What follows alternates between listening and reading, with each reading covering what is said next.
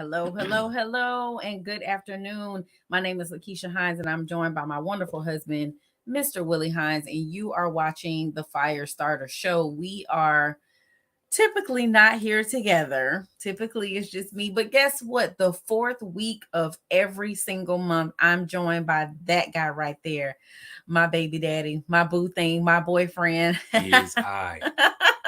My husband, Mr. Willie Hines. So I hope you all are having a great day today. We have a really exciting topic to talk to you about today. It is actually preparing your special needs child for independence. And so if you were here at the intro, if you've been following, if you've been paying attention, you know that the Spark Show or the Firestarter Show is all about Spark, which is sex, parenting, arts, relationships, and kingdom marriage. And so this particular week, the fourth week, is special needs parenting. So we can't wait to have this conversation with you. Thank you for watching live. You can let me know who you are and where you're streaming from. And definitely feel free to drop your questions and comments in the chat. If there's anything that you would like us to answer for you, you can totally put that in the chat and we will answer them live. So let's dive right in. Or how are you doing today? How are you feeling, doing sir? Pretty well. Always eventful days in the special needs environment. So doing well and excited about our topic for this afternoon. Awesome. So preparing your child for independence. This is not one of those things that a lot of parents are excited to talk about. It's really not. Some parents are really terrified of preparing their kids for independence, and that's whether they have a disability or not. You know, think about when it's time for them to start tying their shoes or they pour milk for themselves for the first time. You're concerned about them spilling milk all over the place and you having to clean it up. But you know what? This is how they learn. So one of the first things you want to start doing is in encouraging that independence in our kids. And I'll just share this with you so you can follow along and see what we're discussing here. Is you want to provide choices. You definitely want to give them options. One of the things I think that frustrates children often, and even us as adults, is when we're not given choices. We're not given the ability to decide what we want to do, when we want to do it, and how we want to do it. So I think choices are really important. Choices are huge, and I'll say before, and we'll go back a little bit. In attempting to gain or assist our children with gaining that independence, in the special needs community, what we have to remember first is that they are children. They have cognitive abilities to make choices and decisions, whether it's delayed or not, but they have the opportunity and abilities to do so. So do not limit them on that. It may take more time. It may take a lot of repetition, but they're children as well. Right. They're children as well. So definitely give them ability to make choices, because they are indeed, at the end of the day, they're our children. Yeah, and they want choices. And a lot of times one of the reasons why they rebel is because they feel as if they don't have choices. Somebody is constantly telling them what to do, when to do it, how to do it. And as parents, let's be honest, a lot of times we want them to do it a specific way instead of giving them the freedom and flexibility to potentially find another way. Because at the end of the day, as long as it gets done, it doesn't really matter how, right? As long as it gets done. And most of the time that's for us, not them. Why we want it done a certain way. Exactly. Because we're used to doing it a certain way. Yeah. So you want to avoid doing things for them. This one is hard because, again, we don't want them to make a mess, make a mistake, spill something, whatever the case may be. So you know what? I'll just do it myself. And I think sometimes in relationships, we do that too. Like, I know for sure back in the day, not now, because I appreciate any assistance I get, and you appreciate assistance that you get, right? But it is a situation where I remember in one season, if you didn't do it the way that I wanted it done, I'm like, forget it. I'll just do it myself. It was wrong. Yeah. And I'll just do it myself. But we all have our own ways of going about doing things. And so for children, giving them that independence, we have to avoid doing it for them and let them sometimes figure out how to do it on their own, but also sometimes show them, communicate effective ways to get things done. And sometimes just stepping back and letting them figure it out. We need to provide challenges for them. And that's important because that's going to help to enhance their critical thinking skills. So we definitely want to create opportunities for them to be challenged so that, again, they can exercise those problem solving skills and figure out how to troubleshoot and problem solve. And when we did, Okay, go ahead. Go ahead. When we're dealing with children with disabilities, a lot of times we need to be using assistive devices as appropriate, right? Sometimes they need communication devices. Sometimes, when we were working on self-feeding with our own child, one of the things we did was we had adaptive devices in terms of like different mechanisms for him to eat with, like adaptive spoons and forks. Like they're different things that we were trying to give him that independence. We wanted him to be able to feed himself. So we needed to have things that were adaptable for him and that met him exactly where he was at. So we do need to use assistive technology whenever possible to give them that independence. And all these things, as we move to the next point, are all intertwined with each other. As you provide those choices and avoid doing the things for them, that's also going to be challenging to them as well. Additionally, that next thing is setting goals for them. So whatever you have them do, allow them to do, it may be a goal of 1 in 10 times that they're able to master this item, and you want to celebrate that. Yes. You want to celebrate that time. So it may start off as 1 out of 10. As you do it consistently, it'll get to 2 out of 10 and 4 out of 10 and 7 out of 10. And at that point, we pretty much mastered it. We can move to those next items. So ensure that you set goals for yourself. It's called patience. That's the goal I want you to set for yourself. It's called patience. But definitely make sure you set some challenging goals for your children with special needs, as you do for your children, your typical children. You set aggressive goals for them. Our special needs kids need that as well. Yeah, and I think there are layers to the goals, right? Because we definitely want to set some goals that are easily attainable so they experience success, but then we want to set goals that are setting the bar a little bit higher so we call them up and force them to rise to the occasion, right? So we definitely want to have those goals that are easily attainable, but those that will require more effort and more energy. So the goals are super, super important. Also, you want to collaborate with therapists and teachers. This is so important because guess what? It takes a village and we can't do this by ourselves. And so we definitely want to make sure that we are relying on those experts who have been doing this for years and years and years, who have experienced success with our kids. And we really want to rely on their areas of expertise, excuse me, and take that knowledge that they have and apply it. And we definitely want to bridge that gap from home to school. So we make sure that whatever's being implemented at school, that we can carry that over at home as much as possible. Obviously, we are not going to be able to do everything that's happening in the classroom, but there are some soft skills, some different strategies that they're using, ways to motivate our kids. Like teachers have been phenomenal at finding new and innovative, creative ways to motivate our kids. And so we want to implement that at home as well. And on the flip side, the things that we are doing which reinforce unwanted behaviors or negative behaviors, we want to make sure that we listen to the teacher when they say, hey, this is not helping, this is actually adding on to the behaviors that we don't want to see. What that does, it gives that sense of community as well. That allows everybody to be on the same page, to say when a therapist comes in the home or is at the school, they're working on those same goals, rewarding the same way as well. So if you're able to get the therapists, pediatricians at times, school teachers and counselors and support staff, get everybody on board. That way, it's a community success. I'll say absolutely absolutely.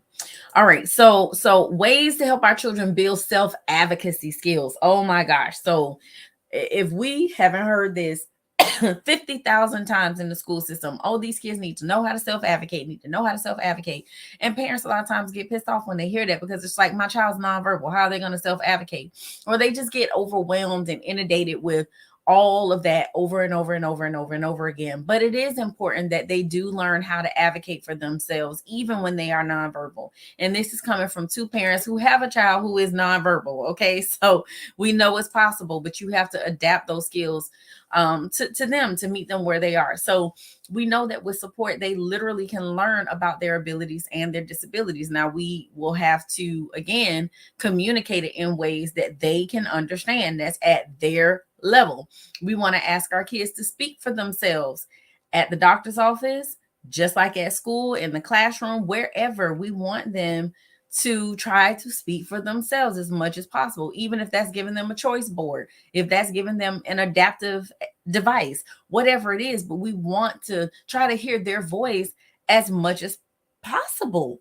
We want to have them practice asking for help from their friends, from siblings, from us as parents, from the teachers, whomever they're interacting with. They need to learn how to ask for help. So literally, there have been times where we played dumb. Like literally, Braylon would come up and ask us for something, and or he's communicating that he wants something, but he's not using signs that we know he has that he can use, and we'll just play dumb like, I don't understand. What do you want? Yes. Until he communicates what it is that he wants, and that's us forcing him to practice to use his skills and advocating for himself and communicating what it is that he wants. Also, we want to have them practice asking for help in low risk ways. Like that's important. Like we don't want to be practicing them asking for help when they're in crisis or they're in a situation that may be dangerous for them. So we want to do it in low risk ways. Like I just mentioned with us at home, maybe he wants a snack or he wants a drink or something. It's low risk. We want to have them start talking with their teachers about their needs. So again, if you have a child who's nonverbal, obviously they're not talking the way that we are talking. But as I said, there are ways where you can give them options. It's with choice boards. It's with max switches. It's giving them an adaptive device. It's showing them the 3D object, the tangible object. Do you want this or do you want that? And giving them an opportunity to choose, because that empowers them and that does give them that, and I think gives them that confidence that they can do it, and also lets them know that their opinion matters and it counts and it's valuable and we hear them and we care about what it is that they have to say. And I think that that really creates a sense of significance for that person with a disability. It's giving our children a voice, where some are able to understand that they have a disability and that they are unique, but they also have the ability to communicate or ask for what they want and advocate for themselves. The thing is, parents, what we do with our typical and non-typical children is sometimes try to shelter them from bad experiences and things of that nature.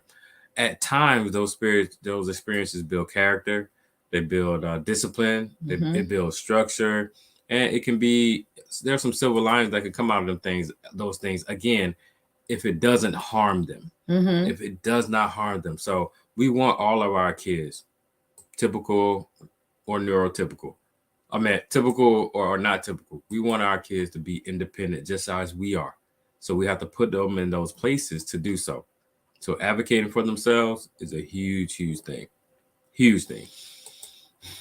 Yeah, I just think, again, giving them a voice, allowing them to be heard. I mean, it also, to me, lets them know that they're loved. And I think that that's important too, because when a person feels heard and valued and appreciated, I think they also feel loved. So I think that they do thrive. And they thrive so much. Exactly.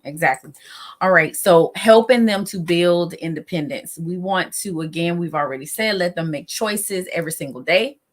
We want to talk through important decisions before and after your child makes a decision. That's important. They need to understand consequences, right? If you say, and again, even with the nonverbal child, so whomever's listening to this, whoever, we want you to like, share, subscribe. We don't want to make sure that you share this with your friends and family, colleagues, and all of that. So whomever may be watching this, we want to make sure that we're super clear about the fact that it doesn't matter if your child is verbal or nonverbal, right?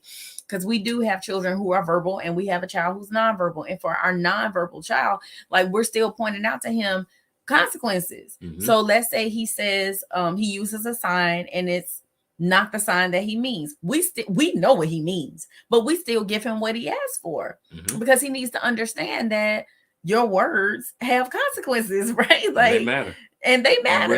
And we're listening. And we're giving you what you say that you want. So if that's not what you mean, then you need to say what you mean. So it doesn't matter which level your child is at. They need to understand that, again, there will be consequences, right? And we need to discuss those before and after they make those decisions.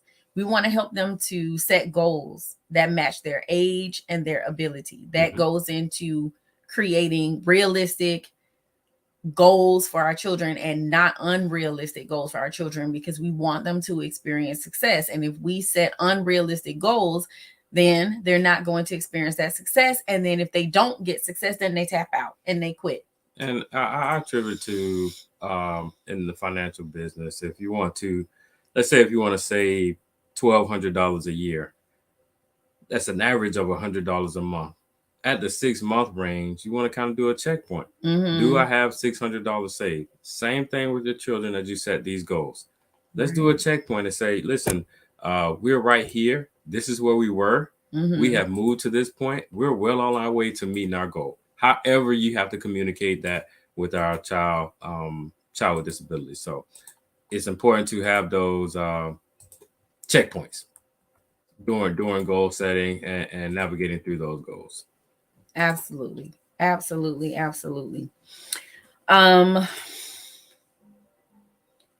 your child start taking over their own medical care as they are able. Boy, this one is tough. Really, really tough, especially if you have a child who takes a lot of medication, has a lot of different physicians, sees a lot of therapists and experts.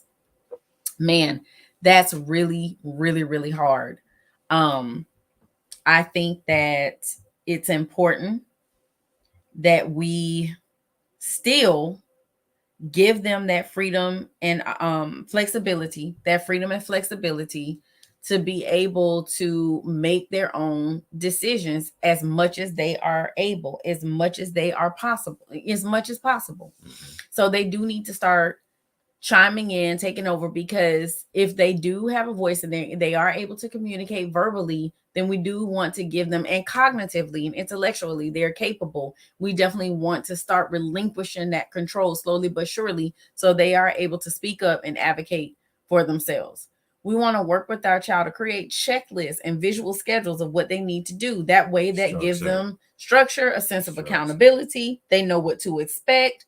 If you have a child who's exhibiting a tantrum behavior, when you show a schedule and you stick to that schedule and you have visual aids, they know exactly what's going to happen. Many times tantrums happen because the child is being forced to stop doing something that they really enjoy doing to do something that they don't want to do. So that's moving from a preferred activity to a non-preferred activity. That's typically when you see tantrum behavior, and because they don't know what to expect. And as adults, we all have anxiety when we don't know what's next. Yes, exactly. These children are just mini adults.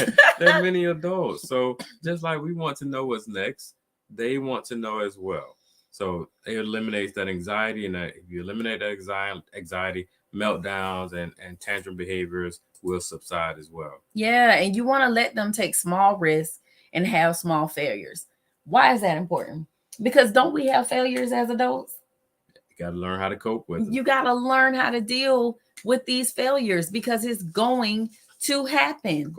It's going to happen. And so you really have to learn that it's okay to make a mistake. I literally just had this conversation with one of my neurotypical children today. You're going to make mistakes, and it's okay.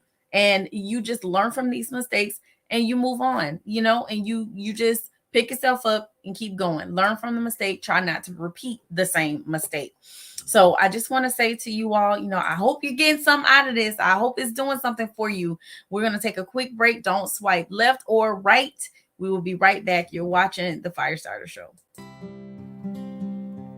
Do you or someone you know have a child with special needs, or as we like to call them, special abilities? If yes, please listen up. SNC 101 is here to the rescue. SNC 101, or Special Needs Community 101, is a welcome to the world of disabilities. This program assists new and veteran caregivers of children with special needs to overcome challenges they face on a daily basis. It will ignite the fire within and help you get back to you. You will get 3 3-hour group sessions, 3 support messages, and a welcome packet with program materials. Topics to be discussed are understanding, accepting, and navigating the diagnosis, self-care, maintaining healthy relationships, and so much more. You do not want to miss this boot camp. As a caregiver, you truly are a warrior. You're a fighter. So use the QR code below to register today, soldiers. See you soon.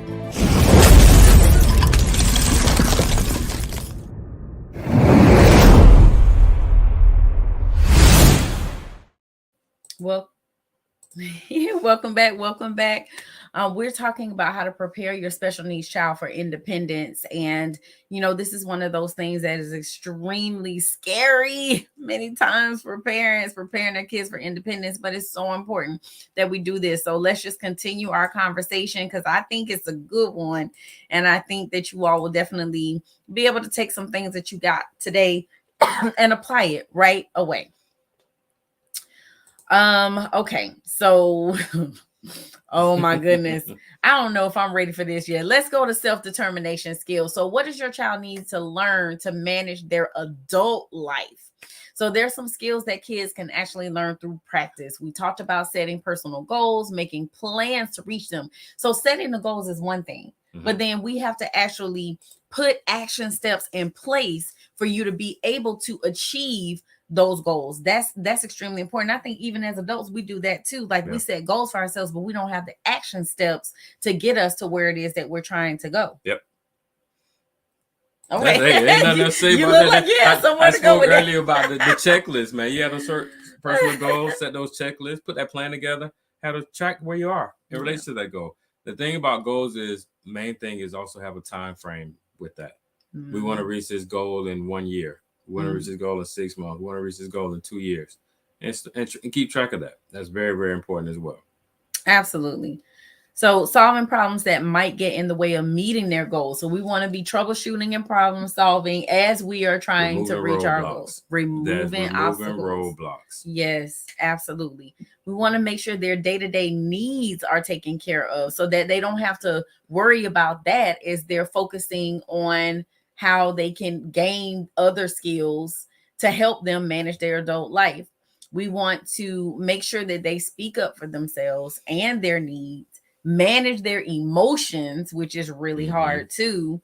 And there's even some adults still struggling with managing their emotions. So we want to make sure that we're helping our children to navigate their emotions and let them know that they're there for a reason. They're normal and they will have these emotions, but they must manage them and try not to make decisions when they're in their emotions and not make decisions based off of their emotions. One of the great ways to help our children manage their emotions is first manage your own emotions.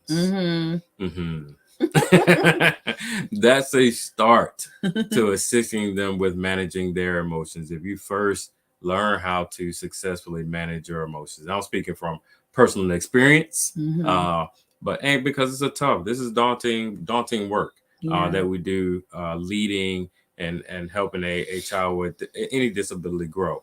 So main thing is manage your emotions, ensure that your emotions are in check. That's the best way to start helping our children and your child manage their emotions. Yeah, and learning these skills literally is a step-by-step process. It takes time. It happens over years. And, even when our kids aren't ready to do all of the things that we're talking about independently, we can help them learn to do more. And we know it's not easy to let go. Like we started off this broadcast talking about how it's not easy to let go. And we know that, like, literally, we have a whole 19-year-old that we're just like, that's gonna always be our baby, right? Baby. Like it's gonna be our baby, but he's a whole grown man with facial hair and everything. And so we know it's not easy, but it's necessary. And so, when we talk about self-determination, it literally is the freedom to decide what you want out of your life and knowing how to get it. And so it's an important part of our kids' life because this helps them to enjoy the life that they pick for themselves. Pick for themselves, which is why we have to include them as much as possible. And so as caregivers, with our help, we're teaching them the appropriate skills or putting them in connection with the people who can teach them how to build these skills so they can be the most independent and responsible adult possible. Okay, so I think we're ready now. You ready? Oh my goodness. I think I'm ready. Okay. So we're talking about independence, right? And we're caregivers, right? Right. And we lose our independence too. How do we lose our independence? By losing our identities. Yes. And we have done that. Uh-huh. We were Braylon's parents. Mm-hmm. Because everything we did, Braylon's everything, mom, Braylon's Braylon's mom, dad. Braylon's dad, everything we did, everything we tried to do, everything we talked about was all Braylon, Braylon, Braylon, Braylon. Absolutely. Lives literally revolving around Braylon and the Around other Braylon. children, but specifically Braylon. Braylon because his Mhm. knees are so great. And I don't know. I think I went through a season where I stopped caring about how I looked because I was just like, I don't even remember if I washed my hair today, if I took a shower today. Like when we were in the thick of it, and his Mhm. medical stuff was just through the roof, and we were in and out of the hospital, and just that Yeah. whole craziness of all of that, of just trying to get him healthy and trying to manage his self-injurious behaviors and just everything that we had to deal with. Like, yeah, I wasn't thinking about me and what I look like and all of that. I just wasn't, because I was trying to make sure that my child was thriving.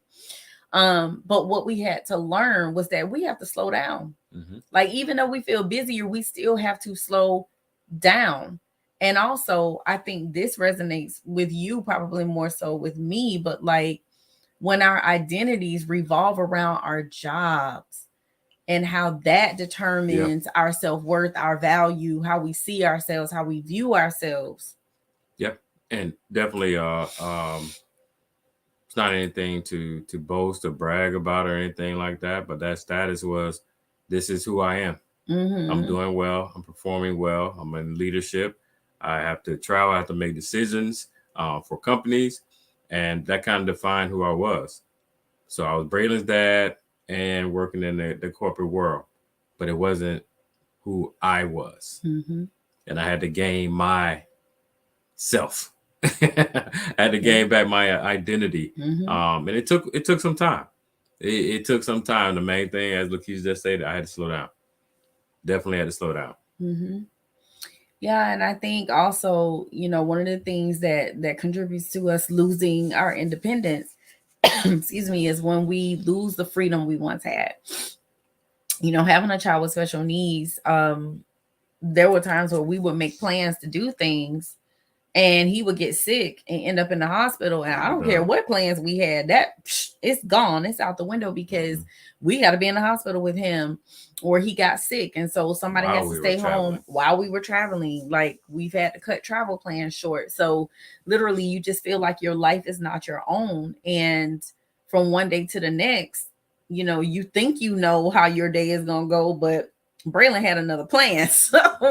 So it would completely disrupt the flow of things. So, yes, we lost the independence we once had, and the freedom, I should say, that we once had. And that was difficult, trying to reconcile that. Yeah. Not getting enough sleep. Oh my gosh. I'll let you speak on that. Hey, went through 14, 15 years of not getting a full night of sleep. That wears on you as a person. Mm-hmm. Your patience is a little bit thinner. Mm-hmm. And you just don't have the energy. You're not at full capacity to be a husband, be a father, be an employee, without the appropriate rest that I needed. So it was solely due to Braylon's sleep apnea, if you will, where he would wake up 2 or 3 o'clock in the morning. He may stay up for 2 or 3 hours, and then they go back to sleep about 6 o'clock when it's time to get up. He was having several obstructions while he was sleeping, where he would stop breathing sometimes. It would be just a lot of disruptions. Yep. In his sleep. Yeah. And again, you have brain fog. You can't function. Sometimes when you go extended periods of time without sleeping, you can feel nauseous. You can have headaches. Mm-hmm. I mean, it literally can make you feel like you are about to have a nervous breakdown, because you just can't seem to focus. And it's something that is extremely necessary for all of us. We need sleep to function at our best. And so I know that can contribute to us as caregivers, losing our independence. The last thing I think that we want to go over is literally about adults helping adults with special needs to gain independence, because we're here. Mm-hmm. This is where we at, folks. Yes, indeed. We have a whole adult. So the things that we want to focus on are the areas of daily living and making sure, if they're in a day program, they'll be focused on that. But guess what? We have to carry that over at home as well.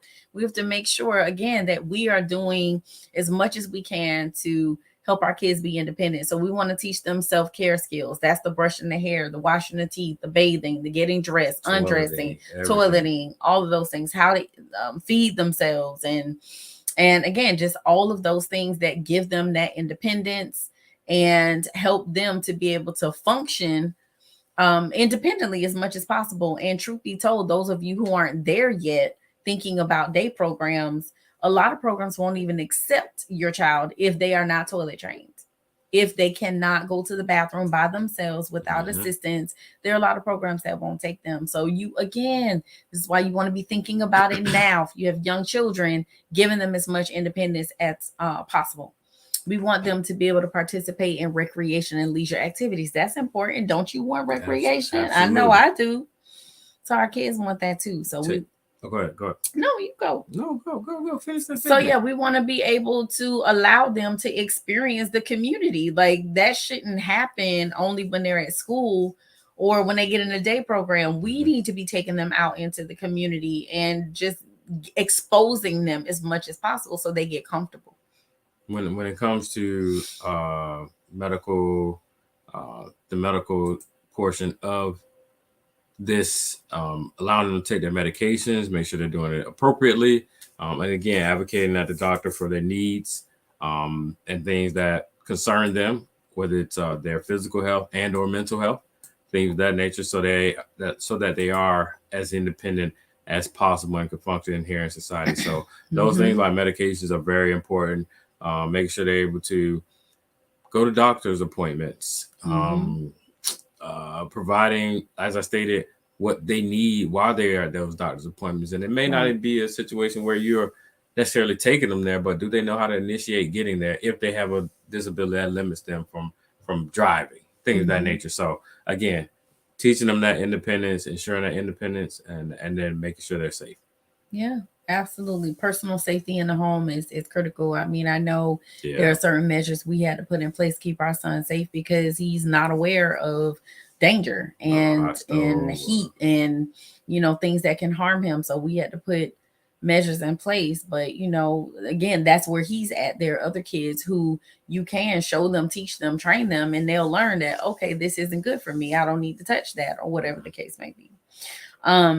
Making appropriate decisions about relationships. We have this joke now because our son is getting some income now. So we're like, oh, we really need to watch him to make sure that that a young lady doesn't try to get with him because he got some resources. But I mean, we say that jokingly with our son. I mean, we're here, like we're able to protect him from things like that. But we do know that there are other individuals with disabilities out there who don't have that level of involvement with a caregiver or whatever, and they're trying to navigate this thing by themselves, and people can and will take advantage of them. So we want to try to train them as much as possible and how they need to make appropriate decisions involving relationships, romantic and platonic, and understanding what's involved in managing a home, and talking about voting, because when they get 18 legally, they can vote, and can they make informed decisions. And then that gets into guardianship, which is a whole nother conversation,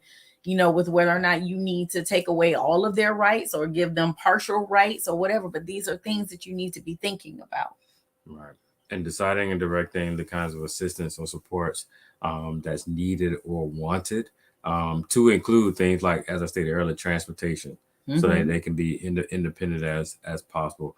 Going back to the home thing, man, it's just, we want to raise our children.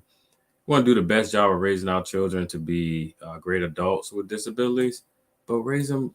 There's some forms we want to raise them like we'll raise our typical children. Yep. They learn how to clean, take care of themselves as much as possible, and challenging them to do so. One huge thing that I want everybody to take from this is we definitely want, as caregivers, want to be advocates for our children, but a lot of professionals to be professionals. Yeah. One of the great things that we had to observe was that we didn't know everything. And there was some therapists that pushed our son to the limits that we didn't think were possible. Right. Teachers too.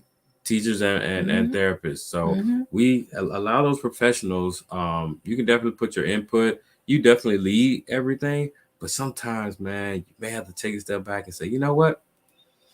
Let me let this child try this. Right. It doesn't hurt them. It may challenge them. They may not like it. Right. But it's not anything that's hurting them. So allow a lot of professionals to be professionals. And the last thing we want to leave with caregivers, because our passion is for taking care of caregivers, is that, you know, how do you regain your own independence? Well, first you need to have a hobby.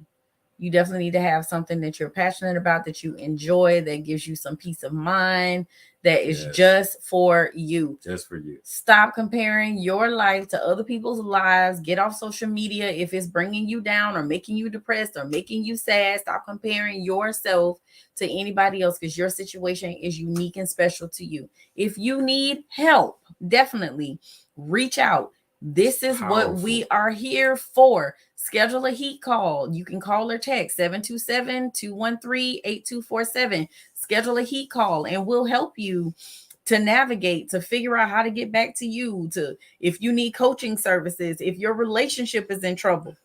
This is what we're here to do. So reach out and get help. That's one of the most powerful things, is asking for help. Asking for help. It's not weak. It's strong to ask for help. And take care of you. Take care of yourself. This is what we preach all the time with the families that we serve, that you must put on your own oxygen mask before you try to put on someone else's, before you try to help somebody else.